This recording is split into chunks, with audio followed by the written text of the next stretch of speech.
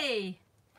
Hello and welcome to our live briefing, live passage briefing from Arrecife to Santa Cruz de Tenerife.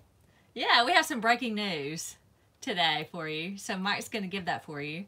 But just remember that you can hear us, but we can't hear you.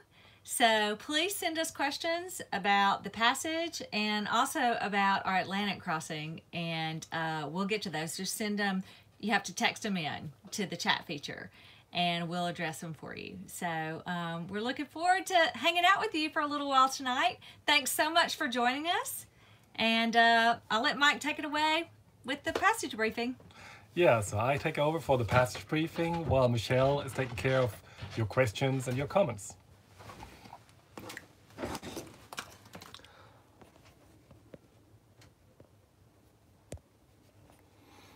So let's give me a short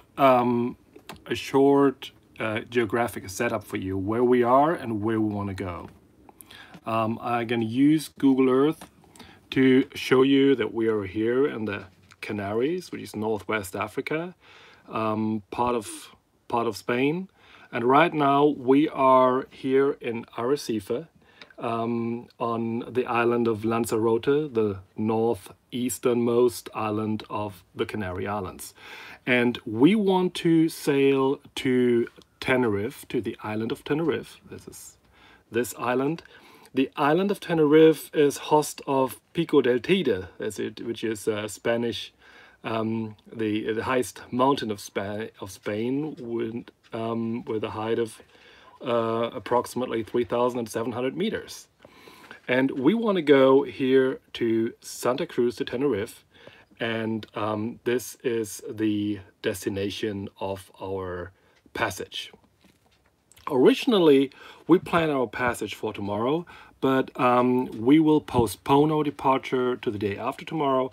I will explain to you why in a very short moment. So I would like to go through our passage plan as I usually organize the passage plan. So I first will talk about the weather. Then we're going to talk about tides, about the route, some hazards that might be on the way, the timing, and the ports and port procedures. So let's have a look at the current weather situation first, which as a sailor mainly means wind.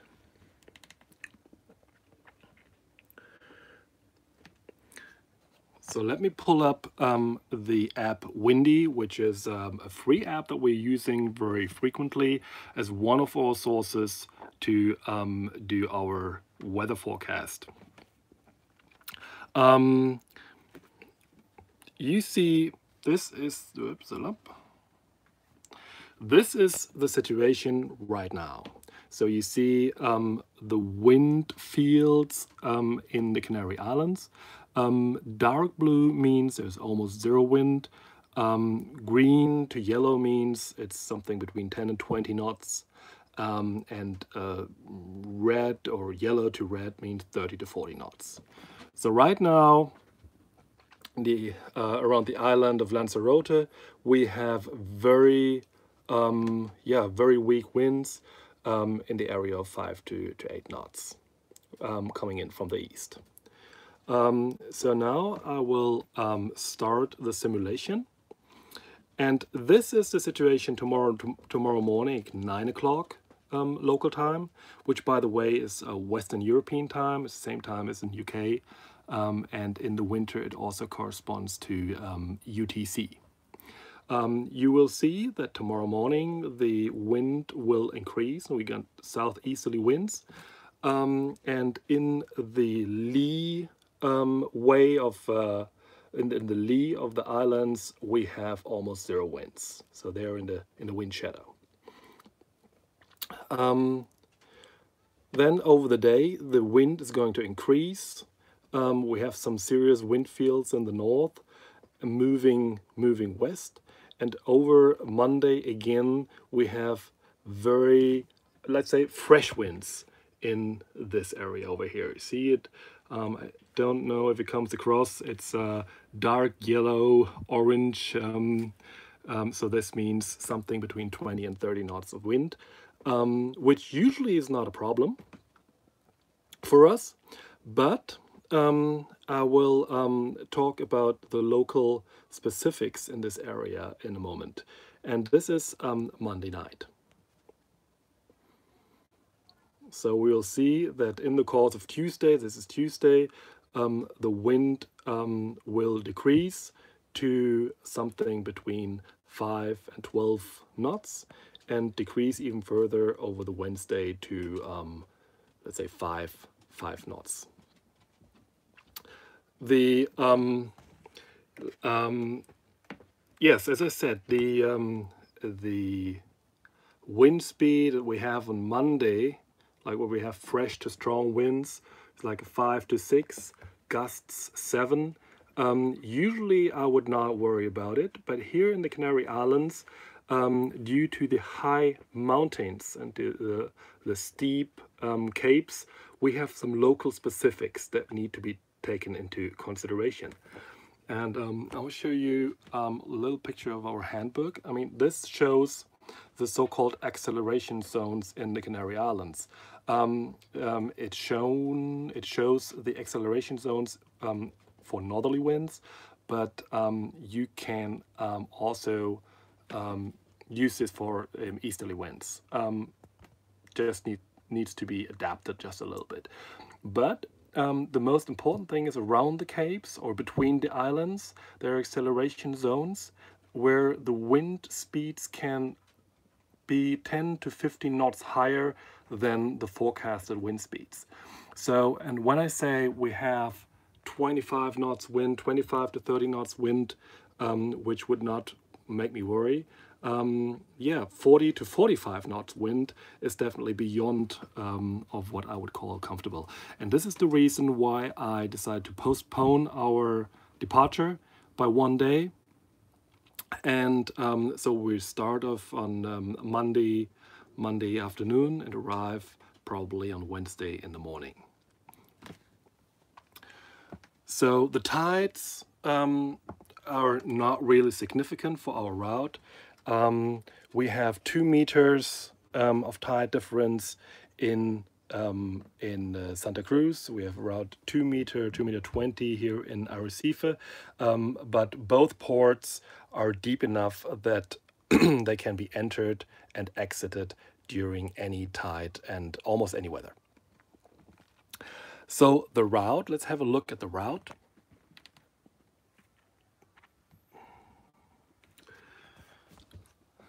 The route will lead us to the Punta Papagaia, which is the southernmost cape of over here, the southernmost cape of the island of Lanzarote.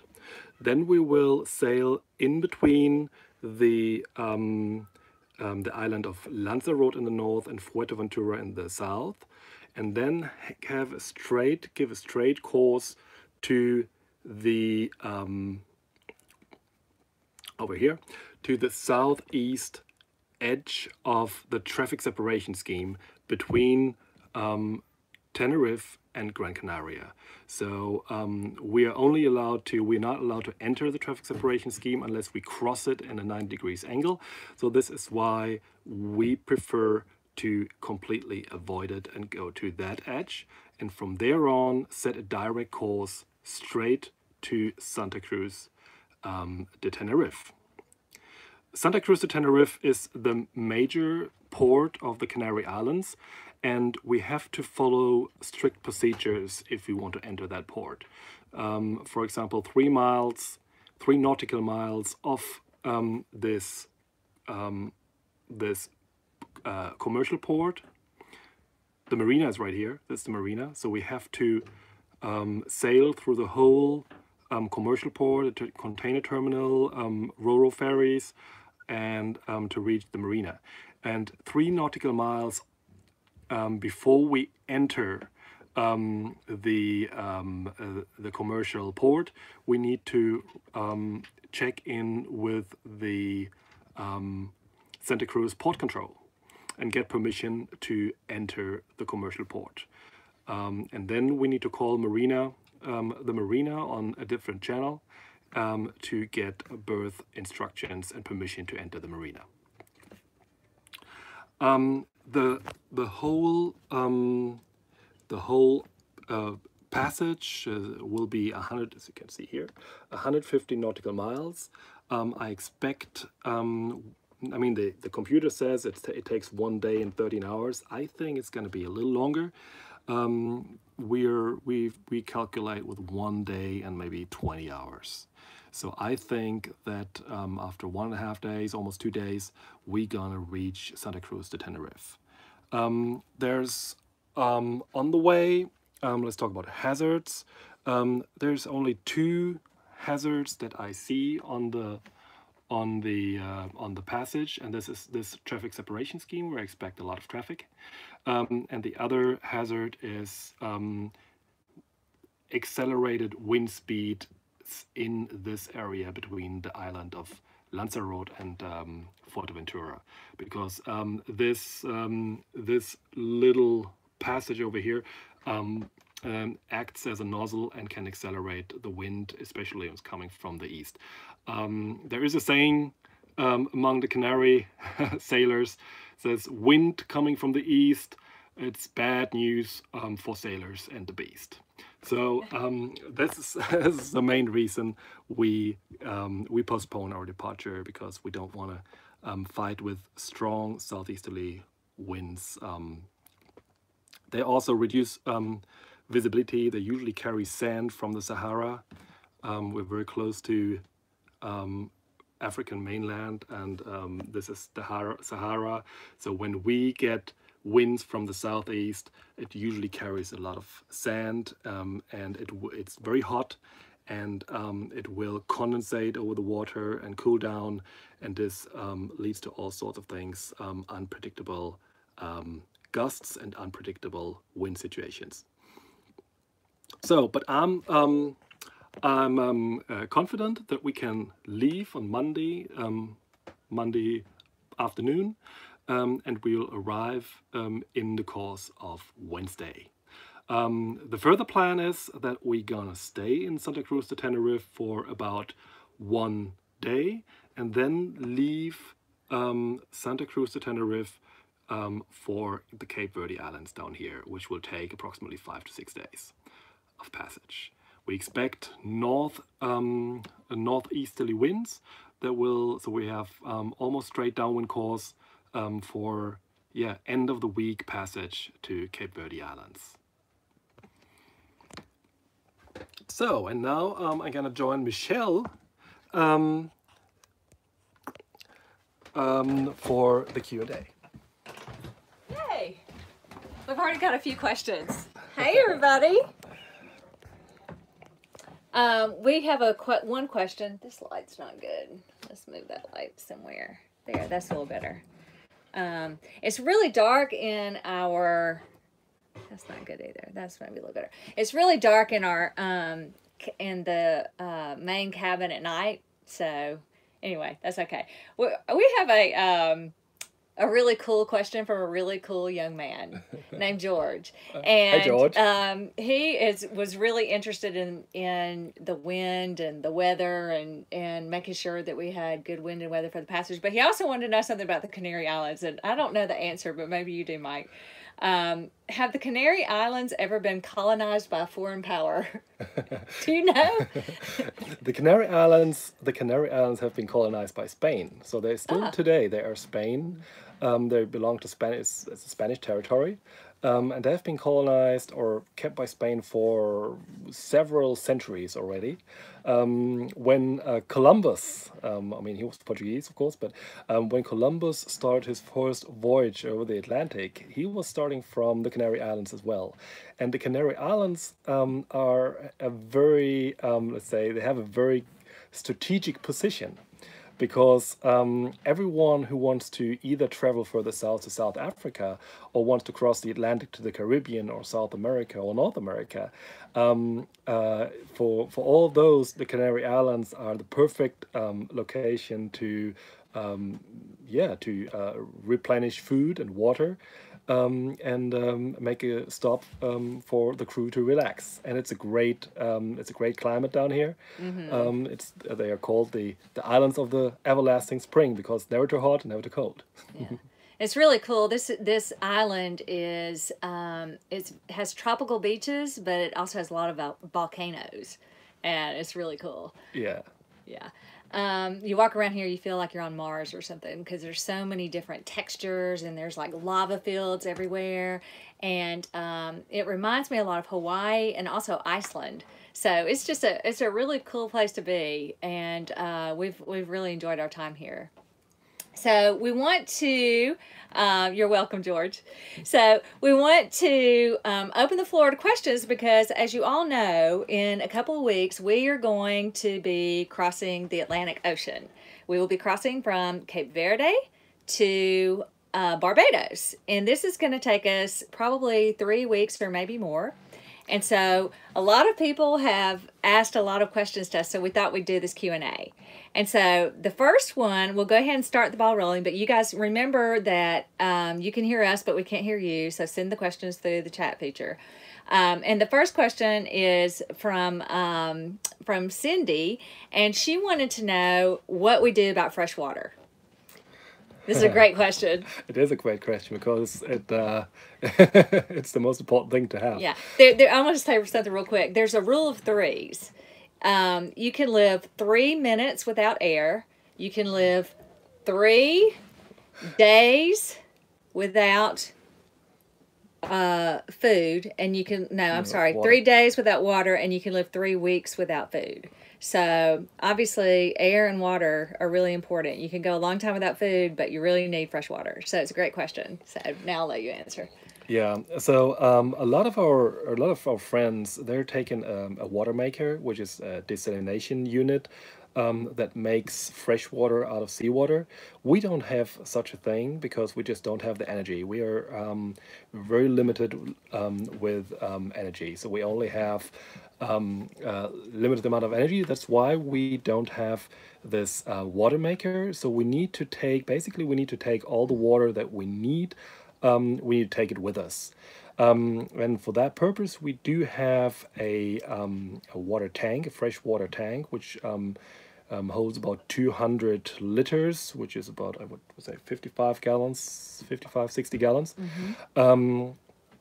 And we do have canisters and water in canisters and in bottles, another approximately 300 liters, which is another maybe 80, 90 gallons. I would usually calculate that we usually need 100 liters, like 35 gallons or 30 gallons per week. I usually would take twice the amount that I think we need. So which is 600 liters. So we still need to get some more water. We just don't know where to put it. Yeah. But we are also equipped for emergencies. So we do have a manual desalination unit. This is used by military and by organizations in natural disasters. This is a manual pump that pumps the water through membranes and can produce fresh water from salt water, but it takes a long time. So this means like in an hour approximately, we are able to produce 1 liter of water. So just for the everyday use, that's not a good thing. But when you're on the life raft, you're craving for fresh water. I think you have nothing else to do than just pumping. I think that's a good thing. And now imagine we are in warm waters. And now imagine we have bacteria in our water tank, and the water that we carry turns bad. Those are the dogs up on the deck saying hi. If you can hear them barking. We have a nano filter machine. So in case the water turns bad, we can filter this water through our nano filters, and we can still use it. But we cannot make fresh water out of salt water. Everybody's saying hi to the Seadogs. I want to say something about the water too. Is okay. So we have some canisters of water, we have jugs of water, and we have bottles of water, and they are just everywhere. We've got them in the belly of Seefalke. So we have bilges throughout the hull of Seefalke, our boat, and we just have that water stuffed everywhere. And so we can get to it pretty easily, but it is we have quite a bit of water. I think we're really close to that 600 liters that we were thinking that we needed. Yeah. So let's not take into account the 50 liters of Coke that we have. Yeah. Yeah, Mike loves Coke and Fanta. And then I have, of course, my ginger ale that I need just in case I get seasick. So we have quite a bit of liquid. And by the way, we also take into account the water that the dogs need. And also we need that water for showering. So that's all things that we have to take into consideration. But we feel like we have enough. We're close to it anyway. We may need to get a few more bottles when we get to Cape Verde.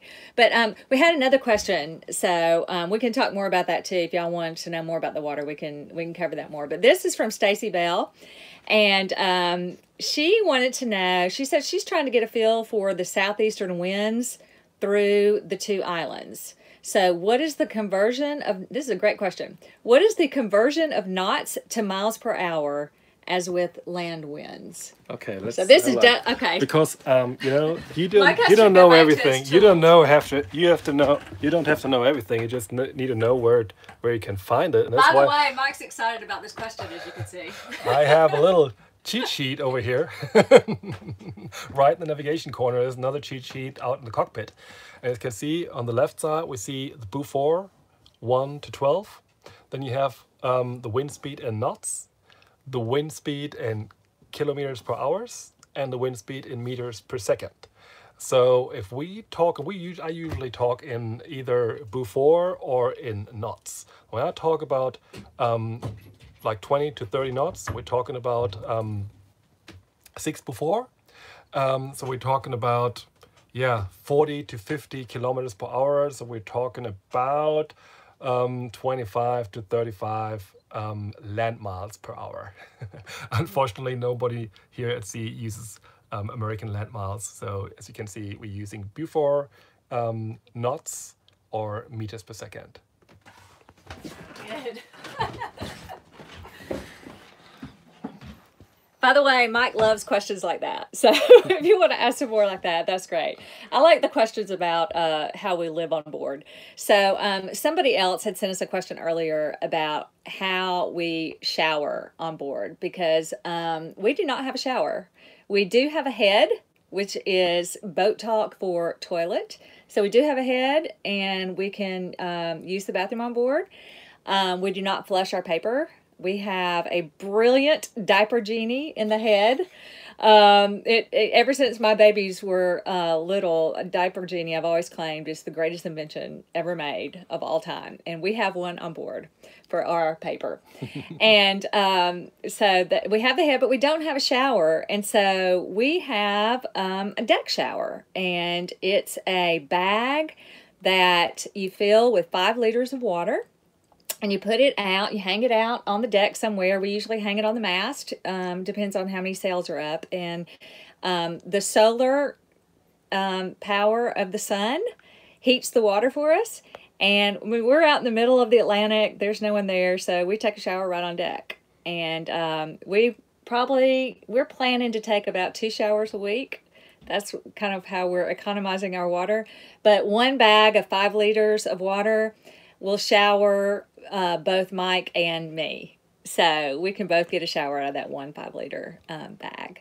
So then we just refill it and let it heat again. Yeah, that's a little more than 5 liters. So, but yeah, that's a little optimistic, the 5 liters. But yeah, that's how it works. It's just a black bag, and we're hanging at the mast, and just expose it to the sun. It's getting really hot.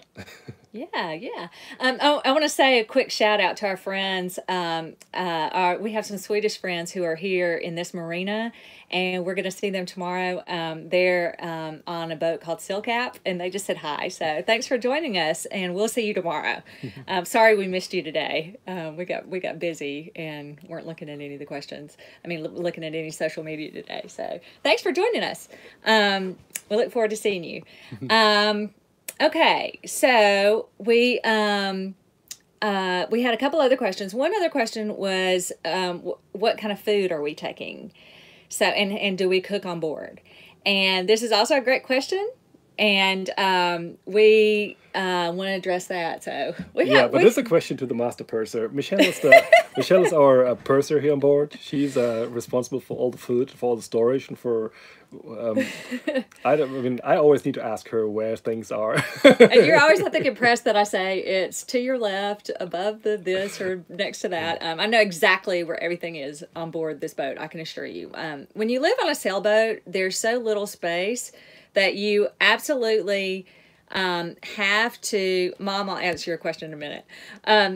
You absolutely have to use every square inch of space that you have on board, and so and you have to economize that space. So we have, first of all, we're not going to starve, and the Seadogs are not going to starve. Oh, Mike's going to go ahead and open up one of the lockers here. Okay, we'll just show you. Why not? We have things stuffed inside every single locker in on this boat.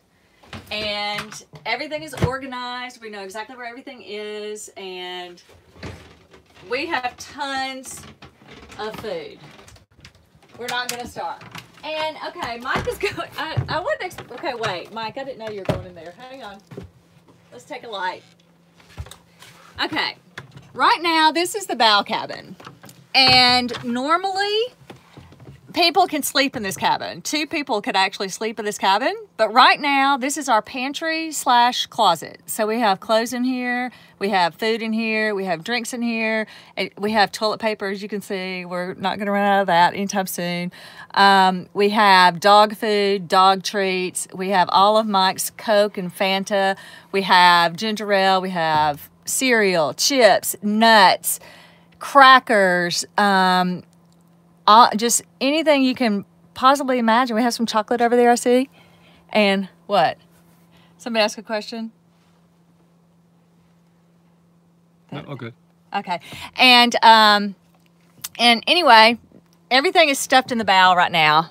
So that's where we have it at the moment. And in all the lockers. I didn't expect Mike to do that, but okay, it's pretty neat and clean. But anyway, we're not going to starve. We have plenty of food. We do have a very small fridge, though. Our refrigerator is about the size of, well, it's probably smaller than most people's beer coolers. So it doesn't hold much, but we have in there cheese and butter and some bacon and some other like lunch meat. And we have some milk, and that's about it. Yeah. That's what we have in the freezer. We also have plenty of eggs on board, by the way. Did you know that if you don't cool your eggs, they will stay edible for 3 weeks without, or 3 months without refrigeration? Yeah, but if they haven't been refrigerated. If they haven't been refrigerated before. Okay, so my mom asked a question. She wanted to know if the solar lights worked. And actually they do. They do. We have a little Christmas tree. Mike can show it to you. It is in the cockpit.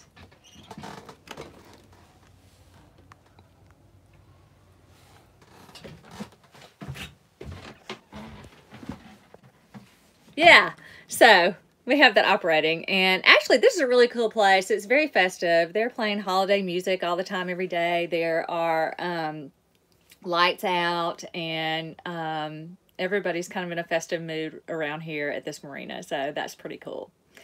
So, I don't know if I missed anybody else's questions, but I'm going to go back. We got distracted. Question about fuel? Oh, yeah. So we had another question about fuel.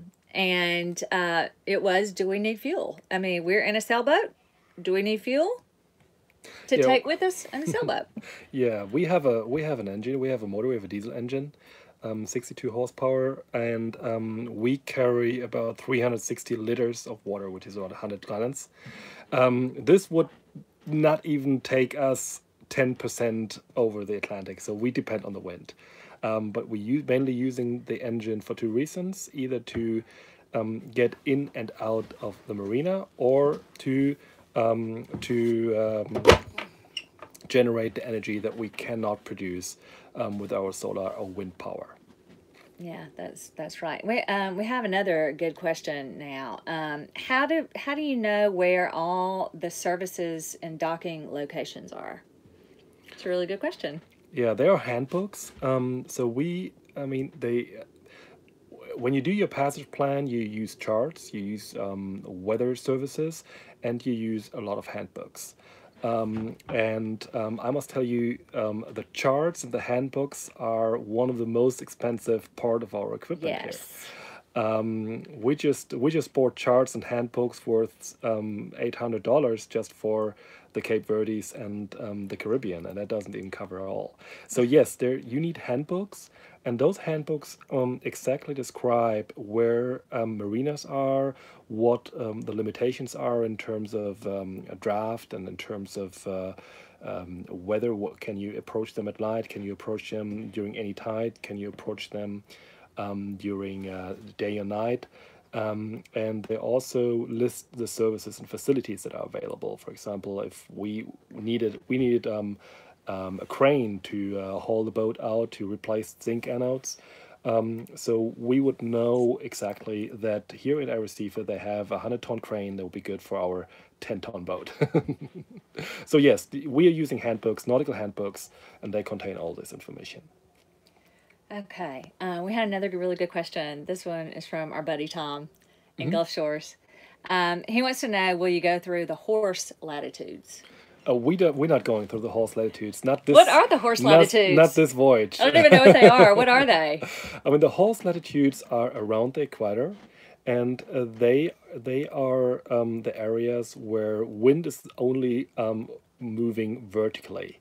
So basically, the wind or the air is moving up into higher atmosphere areas over the poles, and then is transported toward the equator, and falls down over the equator, and then turns, and then when it hits the ground, it is reflected by the Earth rotation, which is the trade winds. But the trade winds are further north and further south of the equator, and between the trade wind belt and between the two trade wind belts, these are the horse latitudes. And we are not going to cross the horse latitudes on this voyage, because we're staying in the trade wind belt, and hope the trade wind is blowing us all the way to the Caribbean. This is so funny. Tom said, good thing since you have no horses to throw over when the winds die down. Yeah, we have dogs instead. Yeah, that's right. We have dogs now. Hey, now. That's pretty funny. Stacy's asking some good questions. I think Stacy needs to come sailing with us sometime soon. She said that her kids want to know what aspects of the trip make you both nervous and scared. So you answer that, and then I'll answer that. What makes you nervous and afraid about the passage across the Atlantic? Nothing. Okay, that was Mike's answer. So the only thing that makes me nervous is that is just the being out there that long, and not not stopping. We will be at sea for at least 3 weeks without stopping. And I was more nervous about this before our last passage, and now I'm much less nervous about this because we had a week-long passage, And it was really great, actually, because we got into a good rhythm on the boat, and we had a couple of rough days, but mostly we had some calm days, and we were able to kind of live a normal life, if you call it normal. We were able to read, and I was able to write a little, and we were able to do chores on deck, and play with the dogs, and really relax and just kind of have a normal life. We were able to cook every day. The thing that scares me the most is just I've struggled so much with seasickness, and in some of our really heavy offshore adventures, I've really struggled with seasickness, and I think I've got it down now. I've kind of my body's gotten used to the big waves, the big offshore waves. And because we'll have trade winds, and maybe Mike could talk a little bit about trade winds in general, because this is important to know. We definitely have good timing for this passage, because we'll have the trade winds with us, and so did Christopher Columbus, by the way. But the seasickness always makes me a little nervous, and that's probably what makes the seasickness worse. But it's just been a struggle, and so I think that I just hope that I keep that under check. I've got plenty of ginger tea and ginger ale and ginger root and everything else ginger you can possibly imagine, and some seasick medicine, and so yeah. So hopefully that'll get fixed. So you want to just say a little something about the trade winds, because that's an important aspect of why we're crossing at the time we are. Yeah, the trade winds are moving north and south over the year, and they're coming northernmost during this time of year. Like in November, they're moving further north in December, and this is a very stable weather situation, very stable wind situation. The trade winds in the northern hemisphere come from the northeast, so we will have almost downwind course all the way from the Cape Verdes to Barbados. There's not more to say about the trade winds at this point. Okay, good. We got some good questions coming in while you're talking about the trade winds. Lynn, another friend of ours from Gulf Shores, wants to know how long each watch will be, how we work out our watches, because there are just two of us, and somebody has to be awake all the time. So yeah, over the day, we are awake. Both of us are awake, and we are just taking turns. Over the night, we'll have 4-hour watches from around 6 to 8 in the evening. It's a 2-hour watch. It's like a half watch. Then from 8 to 12, from 8 to midnight, is another watch that usually Michelle's taking. I'm taking it because Michelle is a early sleeper. Yeah, I usually go to bed at 8, so that works for me to go ahead and go to sleep then. She likes the early night shift. She's taken over at midnight to 4 in the morning, and I take the 4 to 8 in the morning, and then there is another half shift from 8 to 10. Yeah. And what's really cool about the shift schedule for me that I really like about it is I'm on watch for sunset and sunrise every day. And so I really like that. I think that's really cool.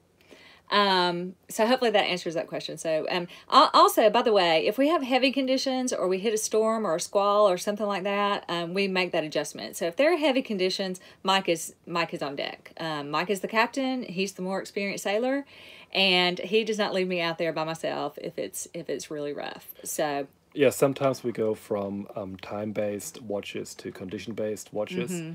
So when the traffic is heavy, when the wind is heavy, or when other conditions require a different schedule. Yeah, so we learned that the hard way in the North Sea, and we corrected that immediately. Thank you, Mike, for doing that. We had another good question. Our Swedish friends, who are also sailors, wanted to know if we're going to be doing any fishing. We do have... We get asked this a lot. I'm glad you asked the question. We do have fishing equipment on board, but that is just in the grab bag for the life raft. So we're it's kind of the last. We are not fishermen. We're not. We eat fish sometimes. No, we eat fish if somebody else kills them. We eat fish. We just don't want to kill fish, and we kind of look at fish as our comrades of the sea. And we sort of, but I mean, those who fish, we really admire you. We know a lot of great fishermen, and my dad is one, by the way. And we know some other great fishermen who are neighbors in Gulf Shores. And so we don't have any problem with people who fish. We just don't fish. And there's the Seadogs again, saying hello. But they like to eat fish too, by the way. That's probably. And by the way, we have tuna and sardines and some other canned fish on board. But no, we won't be fishing for sport. But those who do, that's okay. That was a really great question. Hey, we got another question from my mom, and it's definitely a mom question. So this is a good one, Mom. She wants to know, during the 3 weeks crossing, will you have communication? Oh yeah, we do. We have, till now, we had a Turaya satellite phone. But as we are moving west, we are moving out of the Turaya coverage. Because Turaya, the satellite operator, uses 2 satellites over the Indian Ocean. And they're covering Europe, Africa, Asia, and parts of Australia. They're really barking at something. Hey! Hey!